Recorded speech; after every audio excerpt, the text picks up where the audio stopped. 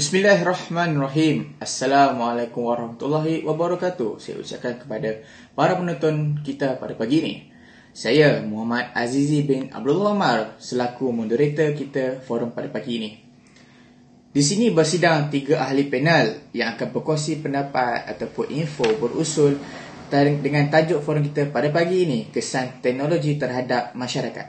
Untuk itu, izinkan saya memperkenalkan 3 ahli panel yang bijaksana dan arif dalam topik ini. Dipersilakan panel pertama. Terima kasih Tuan Pengerusi Majlis. Assalamualaikum warahmatullahi wabarakatuh dan salam sejahtera. Dalam konteks era pasca moden, dunia dicanangkan oleh pelbagai jenis teknologi seperti teknologi maklumat dan komunikasi. Perkembangan dalam teknologi telah menyonggokkan gaya hidup baru serta mengubah cita rasa pengguna. Teknologi telah menguasai dunia ini dengan berleluasa.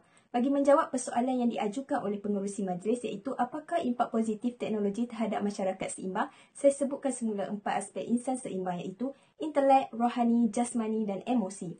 InsyaAllah saya akan menjawab dengan sebaik yang mungkin untuk soalan berikut berdasarkan 4 aspek insan seimbang. Impak positif yang pertama ialah dari aspek jasmani dan intelek iaitu teknologi dapat meningkatkan tahap kesihatan dan pemikiran masyarakat. Hasil perkembangan teknologi telah menyumbang kepada kemajuan industri kesihatan secara global. Pelbagai ubat dan rawatan baharu yang dapat dihasilkan bagi merawat pesakit-pesakit yang menghidapi pelbagai jenis penyakit. Sebagai contoh, pada zaman ini telah banyak penciptaan jam tangan pintar untuk meningkatkan observasi kesihatan. Pemakaian jam tangan pintar ini dapat melihatkan kadar degupan jantung yang memberi indikasi kepada kesihatan jasmani seseorang. Oleh itu, jelaslah bahawa perkembangan teknologi dapat meningkatkan jasmani masyarakat dan juga intelek apabila masyarakat berfikir sekaligus dapat melahirkan insan yang seimbang. Seterusnya, saya akan menerangkan impak positif teknologi terhadap masyarakat dari aspek emosi. Impak positifnya adalah teknologi dapat menjaga keamanan dan keselamatan negara sekaligus dapat meningkatkan emosi masyarakat. Kes jenayah yang semakin berleluasa di negara Malaysia dapat diatasi dengan bantuan teknologi. Televisyen atau kamera litar tertutup CCTV banyak digunakan dan ditempatkan di kawasan-kawasan seperti bank, lapangan terbang, pangkalan terbang dan pasar-pasar raya.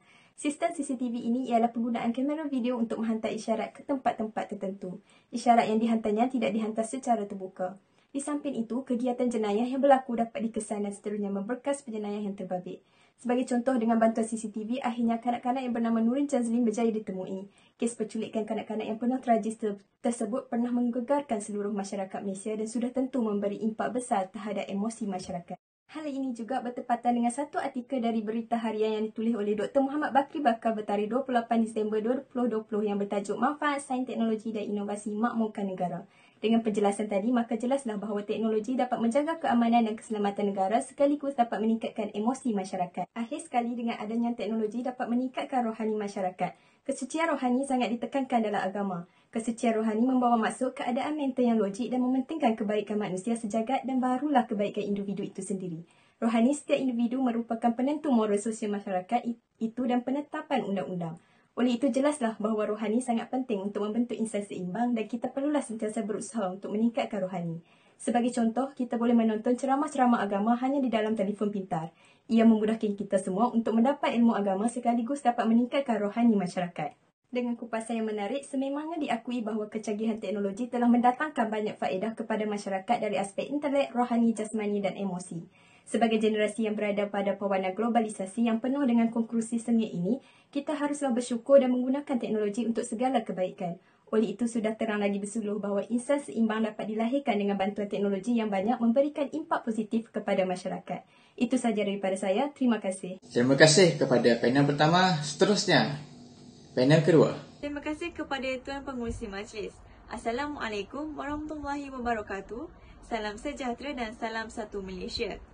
Terlebih dahulu saya ingin memaklumkan bahawa hujah-hujah saya pada hari ini berdasarkan hasil pembacaan saya di dalam sebuah jurnal yang telah dikeluarkan oleh Universiti Teknologi Malaysia yang bertajuk Impak Negatif Teknologi Moden dalam Kehidupan dan Perkembangan Kanak-kanak hingga Usia Remaja yang bertarikh April 2018. Sering kita melihat kepada kebaikan teknologi dalam kehidupan seharian kita. Namun begitu, juga terselit keburukannya, iaitu dapat memberi impak yang negatif terhadap badan atau jasmani di mana perkara ini dapat dirujuk kepada masalah obesiti yang banyak dihadapi oleh para remaja pada era ini. Perkara ini telah pun dipertekan hangat dalam kalangan perbincangan pakar-pakar kesihatan di seluruh dunia, kerana ianya amat sukar untuk kita memisahkan kanak-kanak dan remaja daripada gadget, dan ianya telah menjadi satu tabiat ataupun kadar penggunaan yang keterlaluan.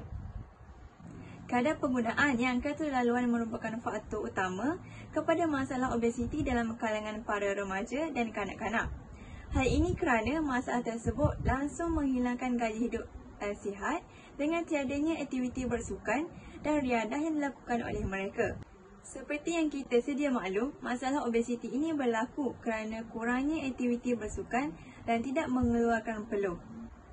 Mereka juga menjadi lebih pasif dan tidak produktif dalam aktiviti harian mereka. Selain itu, mereka juga akan terlalu berasa selesa dengan gadget sehingga dapat berbaring berjam-jam bersama gadget mereka. Dengan itu, kita dapat membuat satu kesimpulan bahawa perbuatan tersebut telah mengelakkan pembakaran kalori dalam badan mereka dan ini telah menyebabkan pengumpulan lemak-lemak tepu. Oleh itu, jelaslah bahawa teknologi memberi kesan yang negatif terhadap jasmani dan kesihatan masyarakat. Terima kasih ke atas panel kedua dan terakhir, panel ketiga dipersilakan. Bismillahirrahmanirrahim. Terima kasih kepada saudari pengurusi yang sentiasa aktif menanyakan banyak persoalan intelek. Sedia maklum bahawa teknologi yang semakin berkembang dapat mengukuhkan ekonomi sesebuah negara dan melahirkan masyarakat moden. Dalam agenda neoliberal yang didorong oleh teori model insan, manusia dikenali sebagai penggerak ekonomi ala neoliberal yang diberi watak amat berbeza dengan panggilan model insan. Watak ini mengikut teorinya berperanan seperti suatu perkakasan ekonomi dan tertera dalam Encyclopedia of Educational Philosophy and Theory 2014, iaitu watak tersebut diperlihatkan sebagai keterangan ini sebenarnya lebih terarah kepada metafora-metafora yang sering diungkapkan tanpa mempedulikan aspek-aspek keinsanan yang rata-rata tidak bersifat ekonomi, tidak dapat dihitung dan dikira menggunakan neraca ekonomi yang munasabah. Apatah lagi yang menyentuh aspek kerohanian seperti roh serta hati nurani seorang insan seimbang. Dengan kata lain, konsep modal insan mengikut teorinya amat selaras sekali dengan pegangan neoliberal dan mungkin ini tidak ada salahnya jika pada asalnya sains dan teknologi ini dijadikan sebagai satu bidang ilmu yang sememangnya matlamat sedemikian. Namun ia tidak begitu jika disorot kembali kepada akar umbi ilmu. Maka jelaslah bahawa ilmu sains dan teknologi mempunyai keluasan tujuan serta lapisan kemampuan untuk menyempurnakan kepelbagaian kehendak seseorang insan yang seimbang.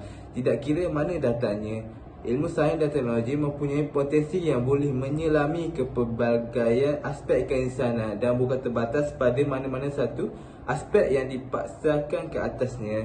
Tanpa kefahaman asas, sains terbelenggu dan disempitkan sehingga tidak lagi waras memberi erti keinsanan sebenarnya. Sebab itu jugalah sains membawa ancamannya yang tersendiri kerana kepincangannya dalam penyempurnaan aspek keinsanan. Apatah lagi dihadkan kepada wadah modal insan semata-mata. Oleh itu, apa yang boleh kita simpulkan di sini ialah teknologi memainkan peranan yang penting dalam konsep insan seimbang. Terima kasih saya ucapkan kepada panel ketiga atas perkongsian ilmu ataupun informasi yang terbaik untuk kita semua. Alhamdulillah, selesai sudah perbincangan forum kita pada pagi ini berkaitan kesan teknologi terhadap masyarakat. Dengan ini, saya ingin menyimpulkan bahawasanya teknologi dapat dikatakan sangat berguna dan efisien dalam membantu kehidupan seharian kita. Namun, di dalam kebanyak kebaikan, ada terselitnya keburukan kita. Itu sahajalah forum perkongsian kita pada pagi ini yang barakah. Terima kasih diucapkan kepada ketiga-tiga panel yang sudi berkongsi ilmu yang sangat berguna untuk kita semua. Ribuan jutaan saya ucapkan kepada penonton yang menonton forum kita pada pagi ini. Saya sudahi forum ini dengan wabillahi taufiq wal hidayah. Wassalamualaikum warahmatullahi wabarakatuh. Peace.